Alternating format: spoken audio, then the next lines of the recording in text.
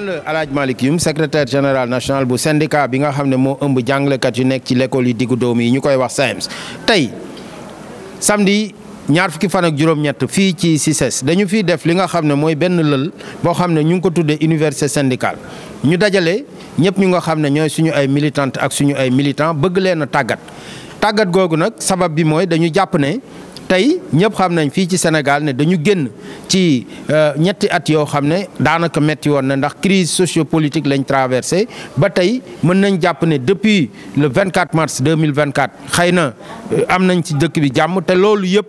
ñëpp gis nañ lan la ci jàngalekat yi def lan la ci syndicat yi def ñu jàpp nag ne kon loolu day laaj que bu ñu tolloo fii ñu génnee waat tey sunu universitaires yi ñu ñëw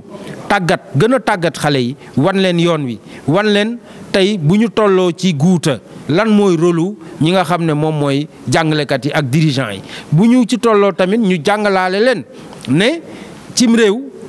ku nekk da ngay am ay droit waaye droit yooyu dina dem ba tollu benn moment boo xam ne faaw nga ràññee leen kon ñu bëgg tamit jàngal sunu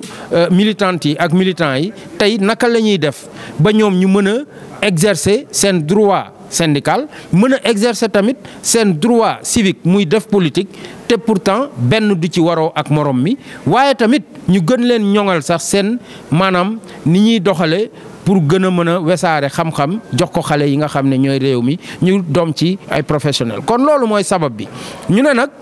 tey ku def ndaje syndical faaw tamit nga wax li nga xam ne moom la ñu tuddee aali kalaj gi mooy tey régime dem na régime naw waaye am na tamit situation boo xam ne moom lañ fi fekk te loolu jàpp nañ ne régime bii nga xam ne moo ko donnu faaw mu indi ci ay saafara jëm ci tey ay questions structurelles yoo xam ne SAEMS jàpp na ne nguur gi war na ci indi saafara jëm ci soppi gu nu war a soppi xar kanamu sunu école bi waaye tamit indi ay saafara ci li nga xam ne mooy tëgg gu ñu war a tëggaat suñu école bi ngir mu doon gën di école ñu ne nag bu weesoo loolu nga xam ne mooy questions structurelles yi am na tamit tey loo xam ne faaw ñu wax ko muy ne am na ay déggoo yu nguur gi xaatim ba pare defu ko dem bàyyi ko fi kon nguur gi nga xam ne moo donn loolu tey faaw mu indi ci saafara ndax nag dañu yàgg a nekk di waxtaan ci question bu jëm ci wàllu décisionnaire yi ñu jàpp nag ne waxtaan woo gis nag bu solution jotee dafay jeex kon solution tey pour décisionnaire yi la ñuy xaar waaye wax moom mënatuñ ko def ndax wax jeex na ñu jàpp tamit ne lu jëm ci tàggat gu ñuy tàggat jànglekatu Sénégal yi am na ay junniy jànglekat yoo xam ne tey ñu ngi xaar ñu tàggat leen ñu ne kon nguur gi mën na def li ñuy wax benn plan de formation universel boo xam ne day jël milliers yooyu yëpp ndax tey boo jëlee jëmtuwaayu xarala yi loolu mën na nekk ñu jàngal def ñooñu ñëpp seen formation diplômante ndax tey ñu gën a mën ngën di école fii ci Sénégal ñu mën ko fi am loolu daal mooy sababu ñaari bés yi kon suba nag daañu génne suñu arménate bi nga xam ne mooy arménatu at mi di wane li nga xam ne moo jëm ci li ñu war a def ci wàll yëpp ci fànnu maanaam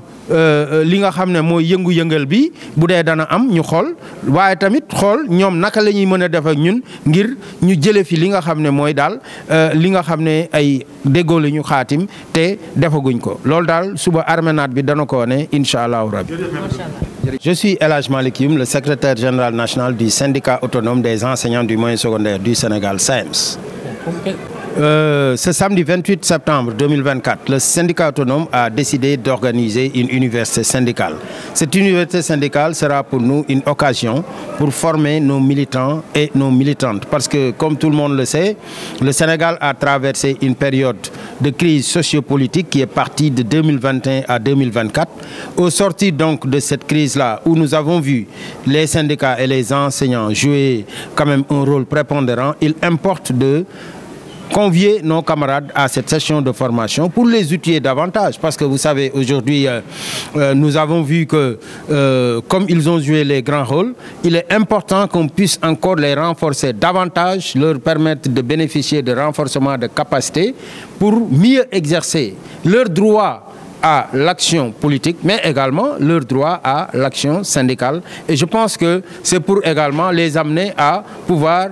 identifier la ligne de démarcation entre les deux activités, tout en n'oubliant pas également que cette formation se veut également de les amener à avoir des renforcements de capacité pour mieux exercer leur rôle d'enseignant, donc pour le renforcement de leurs compétences, pour quand même une meilleure école, une école de la réussite et de, du progrès. Qu'en est-il de l'adoption de la feuille de route? Demain, nous allons convier nos camarades à une autre séance qui s'appelle la réunion de la commission administrative du SAEMS. À cette occasion, nous proposons de faire le bilan de l'année scolaire écoulée par rapport à la feuille de route 2023-2024. Quelles sont les activités qui ont été menées par le SAEMS? Qu'en est-il de l'appurement du passif social? Et sur ce plan-là, nous devons marquer un point pour montrer que par rapport au point portant sur les accords qui ont été signés, aujourd'hui le niveau d'exécution est très faible et l'ACA de demain, qui est la commission administrative, va se prononcer sur cela et faire des propositions de stratégie pour que des solutions concrètes soient apportées à des questions telles que la question des décisionnaires. La question des décisionnaires qui est une lancinante question sur laquelle nous pensons toute la réflexion a été menée et qu'aujourd'hui nous en sommes à une phase de matérialisation et nous attendons le nouveau régime qui a hérité de ce dossier-là, une matérialisation diligente de cette question parce que près de 10 000 collègues ne peuvent pas continuer à être quand même un peu les parents pauvres du système de notre fonction publique. Il va falloir quand même régler définitivement cette question. Vous y ajoutez également des questions relatives au parachèvement de la formation, donc diplômante des enseignants, parce qu'aujourd'hui il nous a été donné de constater que plusieurs dizaines de milliers d'enseignants attendent toujours le parachèvement de leur formation et sur cette question, l'État a l'obligation de les accompagner et c'est pourquoi nous nous attendons à ce qu'il y ait une formation universelle. Ça veut dire que tous les enseignants ont besoin de formation puissent être formés pour une meilleure école sénégalaise. Et je pense que l'appurement de ce passif social-là est aujourd'hui le point nodal sur lequel le gouvernement est attendu pour qu'on ait une école stable et une école de la réussite au Sénégal. Et d'où la quintessence même de ce thème que vous avez choisi, qui est donc la transformation. Naturellement, par rapport au choix des thèmes, nous pensons que le contexte nous a un peu dicté le choix de ces thèmes-là. Le premier thème que nous avons choisi, déjà le thème central, c'était la transformation de notre système éducatif pour une école de la réussite et de la performance. Mais aussi, nous avons fait accompagner de 3 sous-thèmes. Le premier sous-thème porte sur ce que nous appelons un peu l'engagement syndical et l'exercice du militantisme politique. Ensuite, quel enjeu pour l'avenir du mouvement syndical enseignant? Le deuxième thème porte sur ce qu'on appelle l'intelligence scolaire et nous l'avons intitulé comme suit: rôle et place de l'intelligence artificielle dans les innovations pédagogiques, parce qu'aujourd'hui, tout le monde le sait, nous devons donner une place beaucoup plus accrue aux innovations pédagogiques parce que nous devons changer nos méthodes d'enseignement et c'est à cela que nous avons proposé qu'il y ait l'introduction de l'intelligence artificielle qui est devenue indispensable. Et il y aura un troisième thème aussi qui traite de la gouvernance scolaire et qui est intitulé comme suit: le respect des règles de gestion financière et administrative, gage de bonne gouvernance et de performance scolaire. Parce que pour nous, si les écoles sont bien gérées, naturellement, nous pourrons avoir une école de la réussite.